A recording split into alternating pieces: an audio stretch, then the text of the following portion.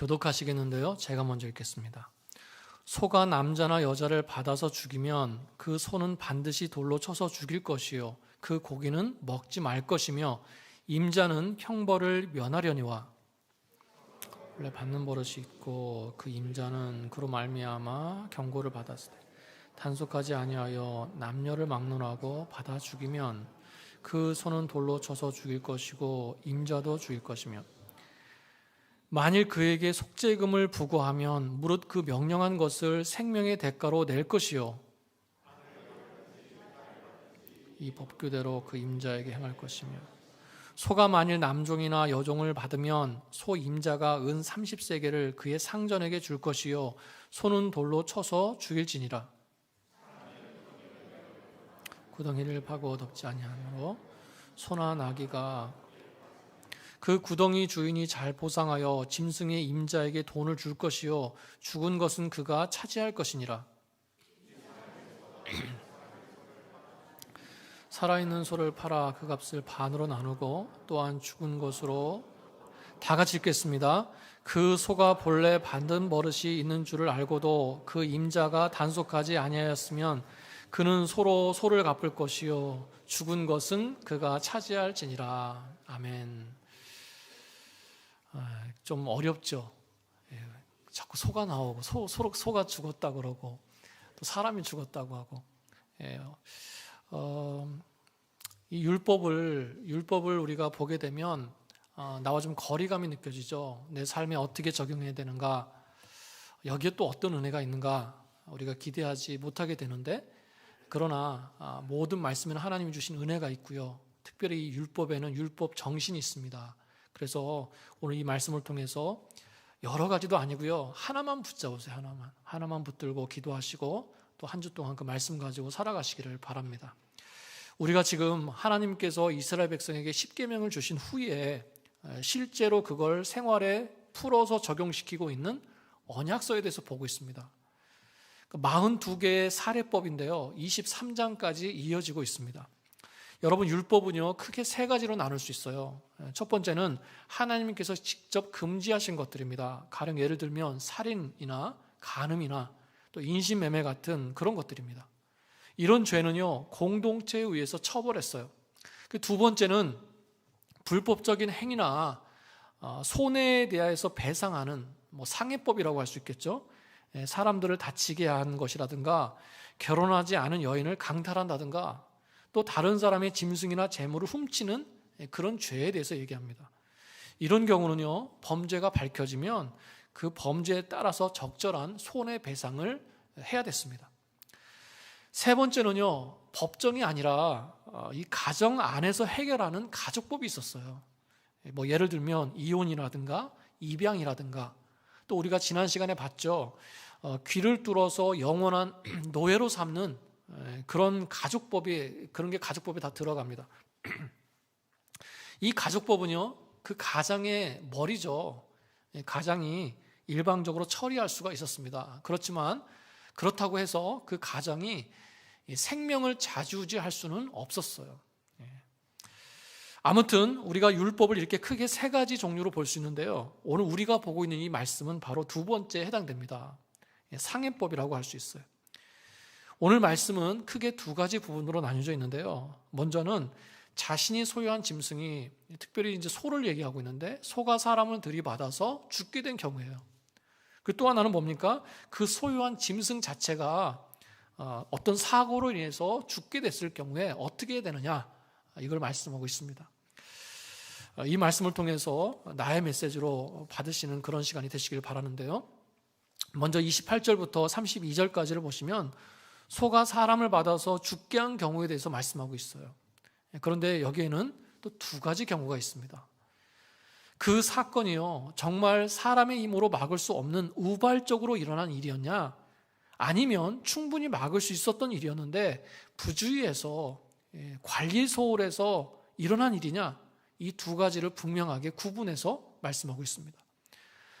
그러니까 사람이 죽었다라고 하는 결과는 똑같아요. 그런데 그 과정을 중요하게 또 생각하고 계시다는 겁니다. 28절을 보시면 소가 남자와 여자를 받아서 죽게 했다 그랬어요. 31절, 32절을 보시면 소가 아들이나 딸을 죽게 했다라는 겁니다. 어린아이가 이런 일을 당했다는 거죠. 또 종이 죽었다 그래요. 그러니까 이런 경우는 어떻게 하라고 말씀하고 있습니까?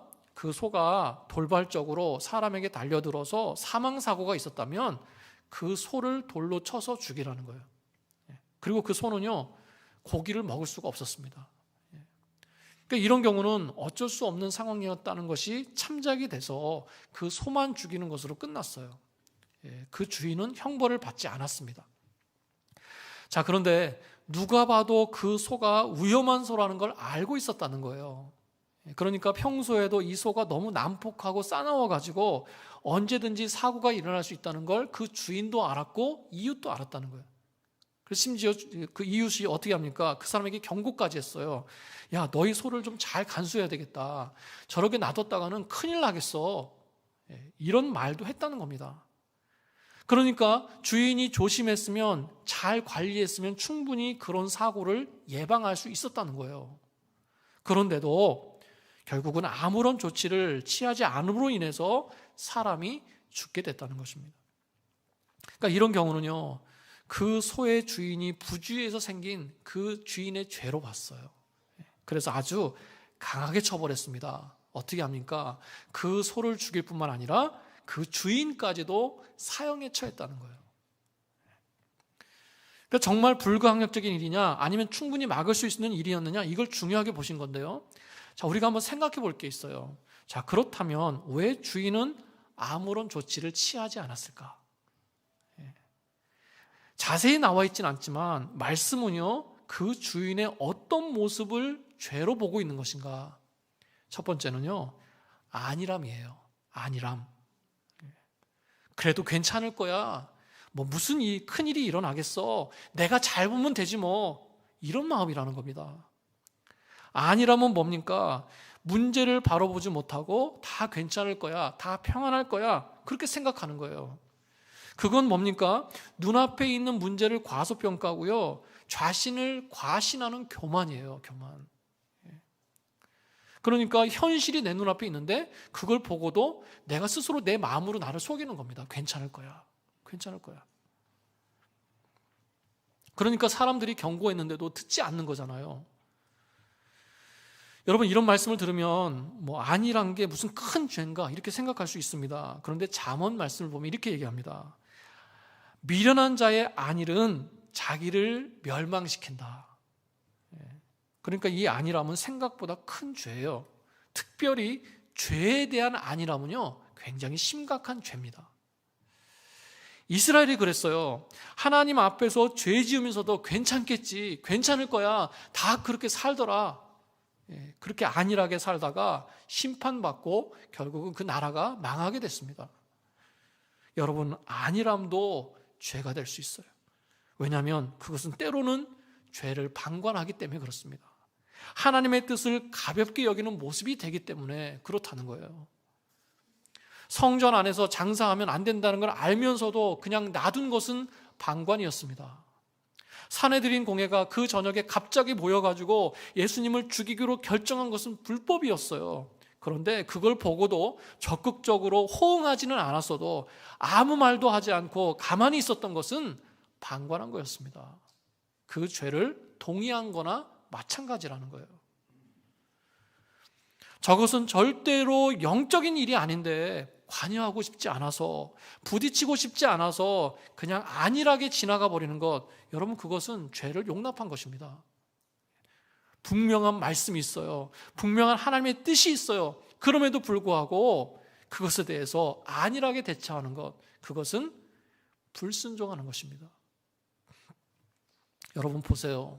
사소하게 생각하고 그냥 방치했던 그 소가 그 귀한 사람의 생명을 빼앗았습니다. 이것은 마치 뭐와 같냐면, 우리에게 작은 죄가 들어왔지만 그걸 그냥 놔뒀을 때 그 죄 때문에 결국은 죽음에 이르게 하는 이 죄의 속성과 너무나 비슷하다는 거예요. 하나님께서는 그런 안일함에 대해서 경고하고 계시는 겁니다. 그리고 또 하나, 왜 주인은 그 난폭한 소를 처분하지 않았을까? 거기에는 분명히 어떤 악의가 있진 않았을 거예요. 일부러 악한 생각을 가지고 그렇게 하진 않았을 겁니다. 그런데 결과적으로 어떻게 됐어요? 사람의 생명보다는, 다른 사람의 안전보다는 자신의 소유를 아꼈던 것입니다. 예. 여러분, 이스라엘 백성은요, 아브라함 때부터 목축을 했어요. 예. 그래서 이제는 가나안 땅에 정착한 후에는 목축과 함께 농경 생활을 하게 됐습니다. 그래서 이제는 농사를 짓다 보니까 이 소가요, 굉장히 중요한 재산이 됐어요. 동서고금을 막론하고 소는 농경사회에서 굉장히 중요한 수단이고 재산이었습니다. 그 소를 귀하게 여긴다는 것, 어떻게 보면 당연한 거예요. 여러분, 그러나 아무리 귀해도 사람의 생명을 대신할 수는 없는 것입니다. 여러분, 욕심이 죄가 됐어요. 그리고 또 하나, 안일함과 욕심 외에 그 소 주인에게 부족한 것이 하나 있었습니다. 바로 다른 사람을 배려하고 사랑하는 마음이 없든가 부족했든가라는 거예요. 사랑의 부재라고 하는 관점에서 볼 필요가 있습니다. 왜냐하면 여러분, 만약에 그 사람의 아이들이나 가족이 그 난폭한 소 가까이에 있었다고 한다면 아무런 조치를 취하지 않았을까요? 내 가족이었다면, 내 자식이었다면 그냥 놔뒀겠습니까? 아니었을 거예요. 단단히 묶어두든가 가둬두든가 어떤 안전조치를 취했을 겁니다.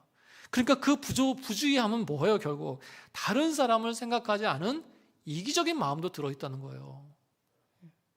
그건 결국 사랑의 부재라고도 할 수 있습니다. 다른 사람을 내 가족처럼 배려하고 사랑하지 못한 그런 모습이라는 거예요. 여러분, 우리가 앞에서 십계명에 대해서 나누면서 두 번째 그 율법의 정신이죠. 내 이웃을 내 몸과 같이 사랑하라 그러셨잖아요. 여러분, 다른 사람을 사랑하는데 우리가 이해하기 아주 쉽게 기준을 세워두셨어요. 내 몸과 같이 사랑하라는 거예요. 우리가 우리 자신을 얼마나 사랑합니까? 얼마나 자기애가 많습니까? 우리가 내 가족을 얼마나 많이 사랑합니까? 마치 그것처럼 다른 사람을 사랑하라고 아주 명확한 기준을 주고 계시다는 거예요. 여러분, 내가 싫으면 다른 사람도 싫은 거예요. 내가 위험하면 다른 사람도 위험한 거예요. 내가 피곤하고 힘든 거면 저 사람도 그만큼 힘들고 어렵겠구나. 그걸 생각하고 상대방을 배려하는 것. 여러분, 그것은 작은 것 같지만 그게 바로 사랑 아니겠습니까? 자신에게 무례한 것은 참아내지를 못하면서 다른 사람에게는 너무나 쉽게 무례해요. 그건 사랑이 아닙니다. 사랑의 부재도 죄가 될 수 있습니다. 똑같이 사람이 죽었지만 그 사람이 어떤 마음과 중심을 가지고 있는가, 어떤 과정이 있었는가, 어떤 태도가 있었는가, 하나님께서는 그걸 중요하게 보시고 판단하고 계십니다. 그리고 그것으로 그 사람이 치러야 될 죄값에 대해서 말씀하고 계시는 거예요. 뭐라고요? 그 사람을 소와 함께 죽이라는 겁니다. 그러니까 어떻게 보면 좀 강한 그 말씀일 수 있어요. 여러분, 그런데요, 하나님께서는 죽이라고 명령하셨지만 그 가운데 살 수 있는 길도 열어주셨습니다. 그 주인이 속죄금을 지불하면 사형을 면할 수가 있었어요. 자, 그런데 거기 조건이 있습니다. 이 속죄금은요, 그 사람이 제한하거나 타협할 수가 없었어요. 오로지 피해자 가족이 피해금을 정할 수 있었고요, 가해자는 요구하는 대로 일방적으로 다 들어줘야 됐습니다. 그게 아무리 과하더라도 완전히 지불해야지만 죽음을 면할 수 있었다는 거예요. 여러분, 그런데 그 속죄금이요, 굉장히 크고 무거웠다는 거예요. 그렇겠죠. 목숨값인데. 그래서 그걸 감당하지 못하는 사람들도 있었다는 것입니다. 여러분, 그런데요, 그게 바로 우리였다는 거예요. 우리는 죄로 인해서 죽음의 형벌을 받아야 되는 그런 사람들이었습니다.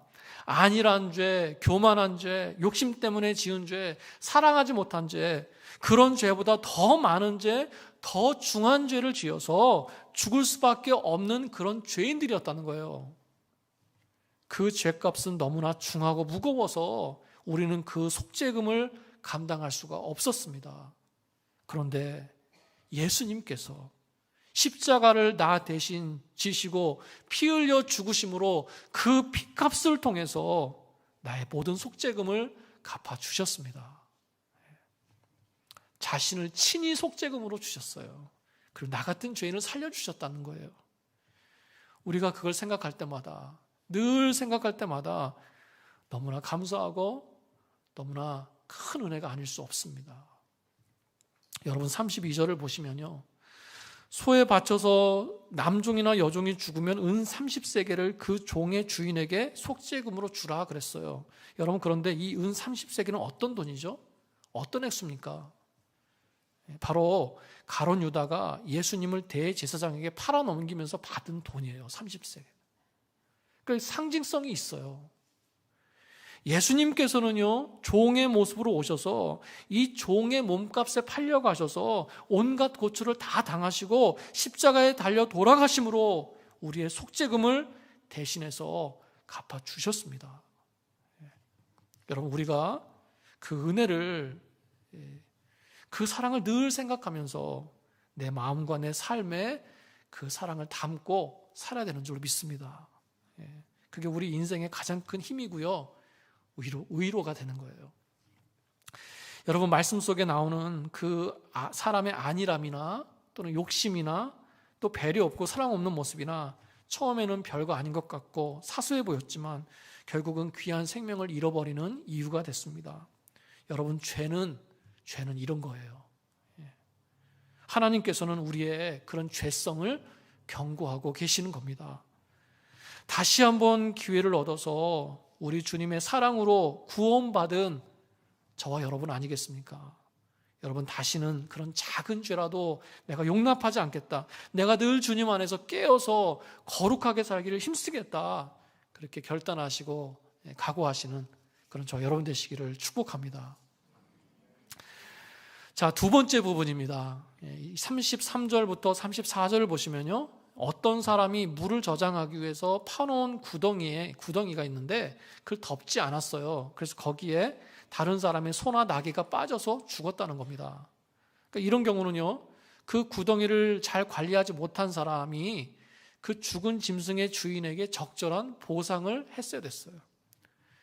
비록 자기 땅에 판 물구덩이라고 해도요, 관리를 잘못했기 때문에 그 구덩이 주인에게 책임이 있다, 이렇게 본 것입니다. 그래서 구덩이 주인이 죽은 짐승의 주인에게 그 짐승에 해당되는 금액을 배상하고요, 대신 그 죽은 짐승은 본인이 가지고 갔어요. 그 고기는 이제 쓸 수 있다는 거죠. 35절부터 36절을 보시면 어떤 사람의 소가 갑자기 다른 사람의 소를 받아서 죽였다는 겁니다. 그러니까 이런 경우는 상해를 입힌 소와, 살아있는 소겠죠, 또 죽은 소를 모두 다 팔아서 두 사람이 똑같이 나눠 가졌어요. 그러니까 먼저 죽은 소는 그 죽은 소의 고기는 2등분해서 나눠 갔고요, 살아있는 소는 팔아가지고 그 금액을 똑같이 2등분해서 나눠 가진 거예요. 자, 그런데 이것도요, 우발적으로 일어난 경우를 말하는 겁니다. 그 앞에서 말씀드린 대로 이 소가 난폭하다는 걸 주인이 알고 있었다는 거죠. 그런데 이런 일이 발생했어요. 결국 이것도 관리를 잘못해서 다른 소를 죽게 한 경우라는 거죠. 이런 경우는 대처가 조금 달랐습니다. 그 난폭한 소의 주인이 그 죽은 소를 가지고 갈 수 있었어요. 그 소의 고기는 이제 취할 수 있었는데요, 대신 그 죽은 소의 주인에게 살아있는 소로 그대로 갚아야 됐어요. 그러니까 조금 더 피해를 본 것입니다. 왜냐하면 죽은 소의 고기보다는 살아있는 소가 더 값어치가 나갔거든요. 그러니까 좀 더 피해를 보게 하신 거예요. 자, 이런 구체적인 대처들을 쭉 말씀을 드렸는데 여러분은 어떤 생각이 드세요? 이런 말씀을 들을 때 굉장히 합리적이죠. 지금 우리가 봐도 그래도 어느 정도 공평해 보입니다. 그 말은 무슨 뜻입니까? 상식적이라는 거예요. 고개가 끄덕여질 만큼 당연해 보인다라는 것입니다. 자, 그렇다면 합리적이어서 상식적이고 당연해 보이는 그 일을 왜 굳이 율법으로까지 정했을까요? 그렇지 않습니까? 상식적이고 당연하면 그냥 하면 되는데 왜 율법을 정한 거예요? 이건 무슨 뜻입니까? 그 당연한 걸 하지 않았기 때문에 문제라는 거예요. 그 상식적인 일을 행하지 않았기 때문에, 그걸 가지고 분쟁하고 싸우면서 해결하지 못했기 때문에 이런 율법을 만들어서 그들에게 주셨다는 겁니다. 여러분, 여기에 우리에게 주시는 메시지가 있어요. 뭡니까? 상식적이고 당연해 보이는 그 일을 하라는 거예요. 꼭 율법으로 정해야만 하겠습니까? 아니에요. 율법이 없어도 해야 돼요. 무슨 대단하고 새로운 것을 하는 것이 아니라 상식적인 걸 하라는 거예요. 여러분, 그렇다면 교회의 상식은 뭡니까? 우리 믿는 사람들이 당연함은 뭡니까? 바로 영적인 거예요. 영적인 것. 교회가 세상과 구분되는 가장 큰 모습은 바로 영적이어야 된다는 것입니다. 여러분, 믿지 않는 세상 사람도요, 교회가 어떻게 해야 된다는 것은 대충은 알고 있습니다. 그 당연한 것, 그 상식적인 것을 우리가 해야 된다는 거예요. 교회는 하나님의 소유입니다. 그래서 교회는 그리스도의 것이에요. 그래서 바울이 고린도전서 3장에서 뭐라고 말씀했습니까? 너희는 그리스도의 것이요 그리스도는 하나님의 것이니라. 여러분, 우리가 그리스도의 것이라고 한다면 그리스도의 것다운 모습, 그런 그런 냄새가 나야 된다는 거예요. 말씀에서 뭐라고 얘기합니까? 우리로 말미암아 각처에서 그리스도를 아는 냄새를 나타내시는 하나님께 감사하노라. 또 뭐라고 얘기합니까? 이 사람에게는 사망으로부터 사망에 이르는 냄새요, 저 사람에게는 생명으로부터 생명에 이르는 냄새가 난다라는 거예요. 여러분, 교회라고 한다면 생명의 냄새가 나야 됩니다. 세상의 냄새가 나서 되겠어요? 성도라고 한다면 그리스도의 냄새가 나야 되는 것입니다. 기도하는 자의 냄새가 나야 된다는 거예요. 여러분, 그래서 교회는요, 교회만이 할 수 있는 걸 해야 됩니다. 자꾸 세상을 닮아가려고 하면 안 돼요. 교회만이 할 수 있는 게 뭡니까? 예배하는 거죠. 기도하는 겁니다. 제대로 된 말씀을 선포하는 겁니다. 복음이 증거되고요, 영혼이 구원받아서 하나님의 나라가 확장되는 거예요. 여러분, 세상에서도 할 수 있는 걸 교회도 할 수는 있습니다. 좋은 시스템과 좋은 프로그램과 또 좋은 조직과 좋은 정치와 또 어떤 좋은 일들을 할 수 있어요. 왜 못하겠습니까? 때로는 그것도 필요해요.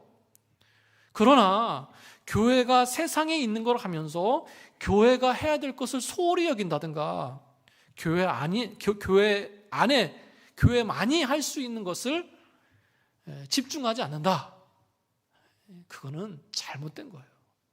여러분, 그거는 망하는 길입니다. 여러분, 교회가 교회답고 성도가 성도다운 것, 교회나 성도나 다 영적으로 살아가는 것, 그 당연하고 상식적인 모습에 대해서 우리가 소홀히 여기지 않아야 될 줄로 믿습니다. 그 단순하고 또 계속 반복되는 그것이라고 할지라도 그걸 놓으면 안 된다는 거예요. 예배하는 것, 기도하는 것, 말씀을 사모하는 것, 여러분, 우리가 주님 앞에 가는 그 순간까지 놓지 않아야 되는 것입니다. 여러분, 해 아래 새 것이 없다 그랬어요. 새 아래 새 것이 없다. 뭔가 새로운 걸 찾으려고 하지 마세요. 뭐 대단한 걸 찾으려고 하지 마십시오. 우리에게 이미 주신 그 영적인 상식들을 지키면서 행하면서 살아가야 될 줄로 믿습니다. 그것만으로도요, 충분할 수 있어요. 그게 사는 길이고요. 그걸 제대로 못하니까 힘든 거 아니겠습니까? 가장 기본적인 것도 제대로 못하는데 우리가 어떻게 다른 걸 알 수 있겠습니까? 여러분, 당연해 보이는 영적인 일을 내가 감당할 때 하나님께서는 그 위에 또 다른 것들을 올려주실 줄로 믿습니다. 그러므로 영적인 상식을 지켜나가시는 그런 저와 여러분 되시기를 축복합니다. 그리고 또 한 가지, 그 당연해 보이는 것들 중에요, 공동체 하나됨과 덕을 생각해야 됩니다. 여러분, 34절에 보시면 그 구덩이의 주인이 잘 보상해라 그랬죠. 잘 보상해라. 잘 보상하여, 이 단어는 히브리어로 살렘 이런 뜻이에요. 살렘. 살렘이라는 단어입니다. 여러분 어떤 단어가 번뜩 떠오르세요? 샬롬, 어원이 같아요. 그러니까 무슨 말입니까? 잘 보상하라 이 말은 뭐예요? 평안을 추구하라는 거예요. 평안을. 손해본 대로 갚는 것 합리적이죠. 손해본 물질만큼 갚아주는 것 굉장히 경제적인 원리가 있습니다. 그러나 그 외에도 뭘 말씀하시는 건가? 공동체의 안녕과 평안을 생각하라는 거예요. 그런 보상하는 행동이 결국은 공동체의 덕을 세우는 일이 되게 하라, 이렇게 말씀하고 있는 것입니다. 여러분, 우리가 주님의 몸된 교회를 위해서 당연히 해야 될 것들을 해나갈 때 그게 덕이 되고 그게 하나님의 영광이 되는 그런 일이 돼야 할 줄로 믿습니다. 자, 그리고 이런 상해에 대해서 대처하는 것 속에는 또 다른 메시지가 하나 있어요. 죽은 짐승에 해당하는 금액으로 갚는다. 또 죽은 소를 산 소로 똑같이 대체해서 산 소로 갚는다. 이 모습을 보면요, 거기에는 합리적인 모습도 있지만 동시에 회복을 지향하고 있습니다. 원상태로 돌리는 회복을 강조하고 있다는 거예요. 여러분, 앞에서 말씀드린 대로 하나님께서 직접 금지하신 것들이 있습니다. 우상 숭배나 살인이나 인신매매나 이런 신앙의 본질적인 것들이나 또는 생명에 직접 연관된 것들, 또는 하나님의 존엄을 해치는 것들, 이런 것이 아니면 율법은요, 그 기본 방향은 회복에 있습니다. 여러분, 우리가 구약의 율법을 생각할 때 이렇게 보통 어떻게 다가와요? 딱딱하잖아요. 지켜야 될 의무나 책임으로 다가오지 않습니까? 무엇을 하지 말아라, 금지하는 것, 또 무엇을 해라, 지켜야 될 것을 명령하는 것으로 느껴지지 않습니까? 실제로 율법은요, 우리가 하나님 앞에서 죄 짓지 않도록 우리의 삶과 행동을 규제하고 바로잡는 그런 역할을 합니다. 여러분, 그런데 결국 이건 뭐예요? 하나님께서 원하시는 모습대로 살아가게 하는 거예요. 그렇다면 하나님께서 원하시는 모습은 뭡니까? 우리에게 원하시는 모습은 뭐예요? 바로 하나님께서 우리에게 처음 주셨던 그 모습 있죠. 하나님의 형상을 회복하는 것입니다. 그러니까 율법은요, 우리가 죄짓지 않도록 바른 길 가도록 우리를 규제하고 명령하지만 그 속에는 어떤 목표, 어떤 방향을 가지고 있는 거예요? 바로 우리의 회복이라는 거예요. 그래서 그냥 단순히 해라, 하지 마라, 이런 명령으로만 볼 것이 아니라 하나님께서 우리에게 어떤 모습을 회복하길 원하시는가, 그 본질이 뭔가, 이것까지 볼 수 있어야 됩니다. 여러분, 우리는요, 이 땅에서 몸담고 살면서 어떻게 살고 있습니까? 경쟁하고 빼앗고 빼앗기지 않으려고 골몰하면서 살아가고 있어요. 그러나 우리는요, 우리 믿는 사람들은 하나님께서 우리에게 주신 그 형상을 회복하기 위해서 힘쓰면서 살아가야 된다는 거예요. 여러분, 그런데 한번 생각해 보세요. 좀 복잡할 수 있거든요. 좀 이렇게 좀 어렵게 느껴질 수 있는데 한번 집중해서 들어보시기 바랍니다. 여러분, 율법은요, 우리가 죄인이라는 것을 드러냅니다. 그렇죠. 우리가 그 율법대로 살 수 없는, 온전하지 않은 불완전한 존재라는 걸 알게 한다는 거예요. 맞죠? 자, 그런데 그런 율법은 또한 우리가 하나님의 형상대로 회복해서 불완전한 존재가 아니라 온전한 존재가 되도록 하기를 원한다는 거예요. 그런데 그 시작은 뭡니까? 시작은 바로 하나님의 형상대로 지음받았지만 그 모습을 깨트려버린 바로 그 죄를 해결하는 것이 시작이에요. 자, 그렇게 볼 때 이 율법은요, 그 죄를 해결하는 게 아니라 해결할 수 없는 걸 가르쳐주고 있잖아요. 그러니까 결국은 율법은 뭡니까? 회복을 얘기하면서도 회복할 수 없는 우리의 무기력함을 가르쳐주고 있다는 거예요. 이해가 되십니까? 결국 뭐예요? 율법과 죄와 회복은 돌고 돌아서 우리가 죄에 대해서도 우리의 회복에 대해서도 나 스스로 할 수 있는 게 아무것도 없다는 것을 가르쳐주고 있다는 거예요. 여러분, 그래서 내가 할 수 없기 때문에 그 죄를 해결하기 위해서 또 나를 회복시키시기 위해서 오직 예수님밖에 없는 것입니다. 그걸 알게 하시는 거예요.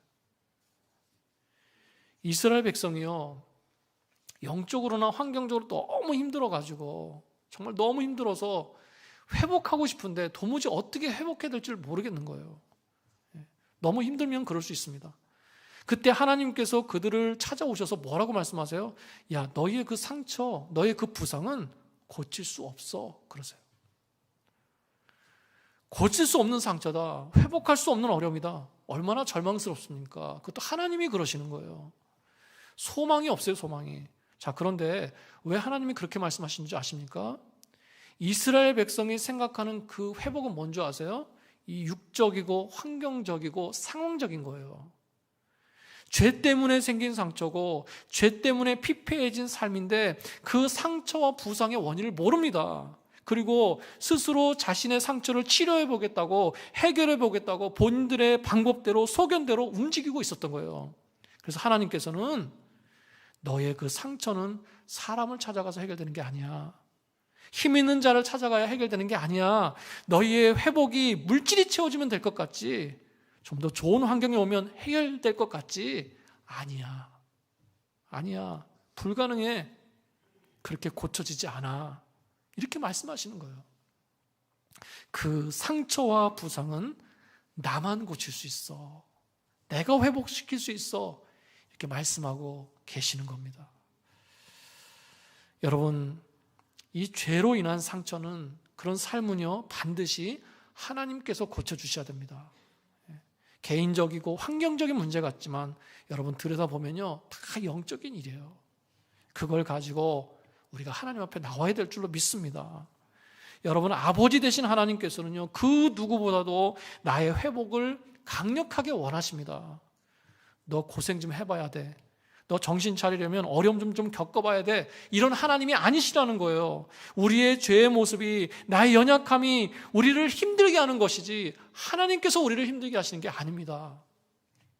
하나님께서는요, 우리의 죄를 해결하시고 우리를 치료하시고 회복시키시는 하나님이십니다. 누구를 통해서요? 바로 예수 그리스도를 통해서 회복시키시기를 원하시는 것입니다. 여러분 기억하시죠? 우리가 지난번에 출애굽기 15장에서 여호와 라파의 하나님을 봤어요. 출애굽하고 광야로 3일 길을 갔는데 마실 물이 없습니다. 다행히 마라에서 물을 얻었는데 알고 보니 마실 수 없는 쓴물이었어요. 백성들이 막 원망할 때 모세는 하나님께 부르짖었고 하나님께서는 그 쓴물을 단물로 바꿔주셨습니다. 백성들의 육의 목마름을 해결해 주셨어요. 그런 일이 있은 후에 하나님께서 자신을 선포하시는데 뭐라고 선포하십니까? 치료의 하나님, 여호와 라파의 하나님이다, 이렇게 선포하십니다. 이 여호와 라파의 하나님은요, 그들의 육적인 목마름만 해결하시는 것이 아니라 그들의 마음도 고치시는 하나님이라는 뜻입니다. 여러분, 하나님께서는요, 내 연약한 믿음과 내 연약한 육과 영을 다 회복시키시는 줄로 믿습니다. 예수님 안에서 그 회복을 경험하시는 그런 저 여러분 되시기를 축복합니다. 거기 보면요, 하나님께서 여호와 라파의 하나님이라고 선언하시기 전에 그들에게 뭘 주는 줄 아세요? 그들을 위하여 법도와 율례를 정하였다 이러셨어요. 너희가 너희 하나님 여호와의 음성을 잘 듣고 하나님 보시기에 옳은 일을 행하고 그 말씀에 귀를 기울이고 그 말씀을 지키면 내가 애굽 사람에게 내린 질병 가운데 그 어느 것 하나도 내리지 않겠다, 이렇게 말씀하십니다. 자, 보세요. 회복은 또 뭐와 이어집니까? 율법과 연결되고 있어요. 율법, 그러니까 좀 그렇지만 우리로 적용하면 뭡니까? 회복은 말씀과 이어지고 있어요. 그 말씀대로 행하고 순종할 때 여호와 라파의 하나님께서 우리를 치료하시고 우리를 회복시켜 주시겠다는 것입니다. 여러분, 오늘 이 말씀 속에 녹아 있는 이 회복의 메시지가 저 여러분의 삶 가운데 나타나시기를 축복합니다. 오늘 이 과실에 대한, 이 상해에 대한 법을 통해서 세 가지를 말씀을 드렸어요. 다시 한번 정리하고 우리가 기도하겠습니다. 사소해 보일지라도, 사소해 보이는 죄라고 할지라도 우리가 늘 경계하고 조심해야 될 줄로 믿습니다. 핏값으로 내 속죄금을 갚아주셔서 나를 구원해 주신 그 주님의 은혜를 생각하면서 늘 거룩하게 살기를 힘써야 될 줄로 믿습니다. 또한 우리가 신앙생활하면서 영적인 것들, 이미 우리에게 주신 그 당연하고 상식적인 것들을 늘 지키면서 행하면서 살아가야 될 줄로 믿습니다. 그리고 하나님께서는 그런 나를 말씀을 통해서 회복시키시기를 원하는 줄로 믿습니다. 하나님의 형상대로 지음받은 그 영적인 모습을 회복하면서 그렇게 살아가시는 한 주, 또 마지막 한 달 되시기를 주님의 이름으로 축원합니다. 축원합니다. 아멘.